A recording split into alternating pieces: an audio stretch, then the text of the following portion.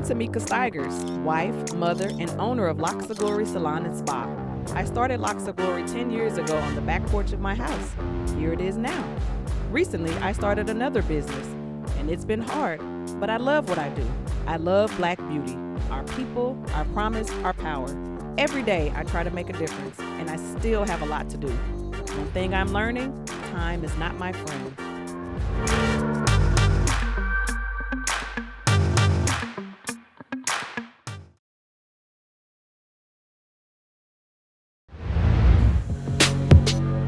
My daughter is, I always say she's the best part of me. See if that one will tighten up at all. My son, he's 11, and I worry about my son because he's a Black boy and his dad is white. You know, those are things. And I mean, I knew the man was white. She'll pop up at home with an idea and I'll just be like, okay, Tameka, what's next? He wants to see me win. He wants to see me accomplish the things that I set out to do. She's operating a business, but she's a mom, family, and has to balance all of those things.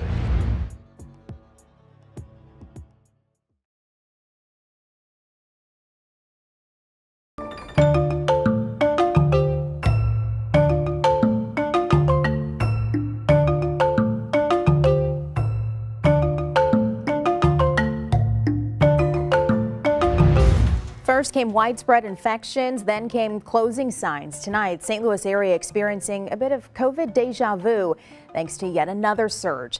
COVID, man, it seems so long ago. For 4 months or so, it was pretty dead. We didn't have any revenue coming in. The stylists, our team that we had, they had to go home. It was very sad. But I was able to get some of the PPP money, and I was able to help stabilize some of the team. Once the shut-in notice was over, which was around July, and we were open, it felt as though we still weren't open because, I mean, the clients just didn't come running back. People were still scared, you know? So it was very slow rolling it out. They had gone that whole time without getting their hair done. We were working around the clock. Some of those services that it normally takes us about 2.5 to 3 hours to do, it could take up to 8 hours because of the amount of new growth that was present in the hair. So that was stressful. We had to come up with a way to charge and not break everybody's banks because people weren't working. They didn't have a ton of money. All of that to say we survived. Some businesses did. I don't know the ratio, the percentages of those who didn't, but we all know of businesses that closed because they weren't able to recover from COVID. Local small businesses are left waiting for crucial funds. They say they haven't seen a penny of the millions of dollars in COVID relief funds set aside for them, and some businesses have forced to be closed, unable to hold on any longer. COVID really happened. COVID happened. And money was sent to help the businesses saying, hey, we know y'all need this money. Here you go. Back in 2021. Emergency money came, and yeah, it sits still in the bank. Okay, thank you. We heard about the $37 million probably in 22.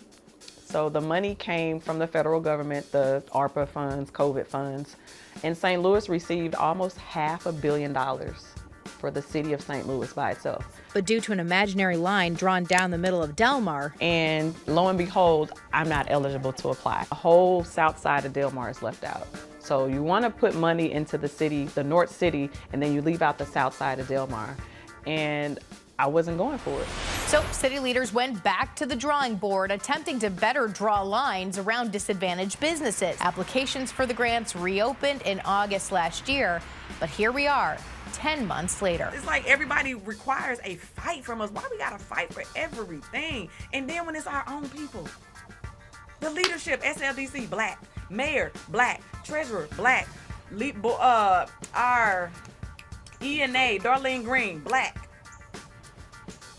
Office of Business License Collector, Black. Why in the fuck we can't come together and make this process way more? It boggles my mind.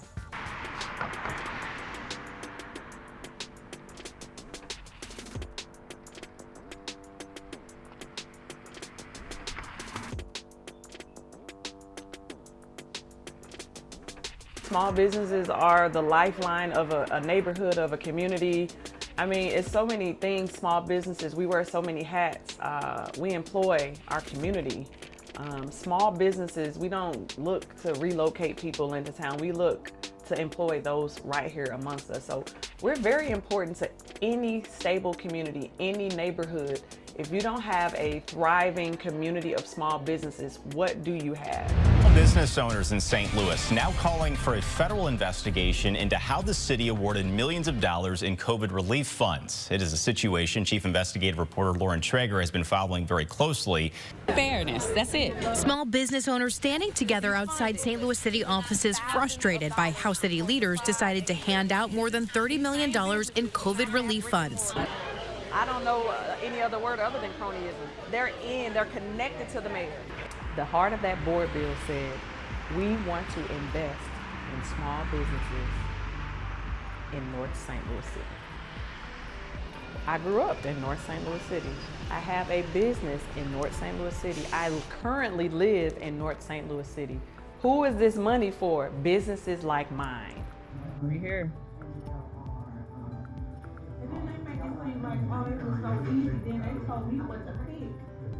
We sitting here inside the SLDC office demanding to be heard, and they trying to put us out, and we're not falling for the okie doke. We're not doing it. So we met with the mayor, Corey Bush, Neil, Lorna. We met with the city pretty much, and we're pushing forward. Has a question. The vast majority of businesses were not successful because they did not receive enough points in the scoring. The problem with that is there was no scoring guideline for us to know if we would be successful in our endeavor in turning in the application. So just recently we were able to secure funding for every business that submitted an application and told they were eligible, because a lot of those businesses were turned down. So businesses will receive a minimum of $15,000. It may not seem like a lot. It isn't a lot if you especially submitted a budget of 100 or 200 or 300,000. 15,000 isn't a lot, but what it is, it's the minimum that other businesses have already received. And any of those businesses that want to go up for reconsideration and say, you scored me wrong, well, the 15,000 that they receive will just be deducted if they are to receive a larger amount.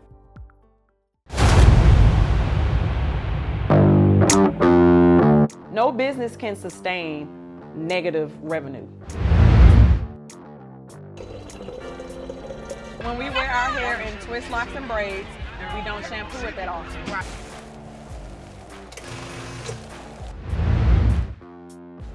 There is no place for bad products, period.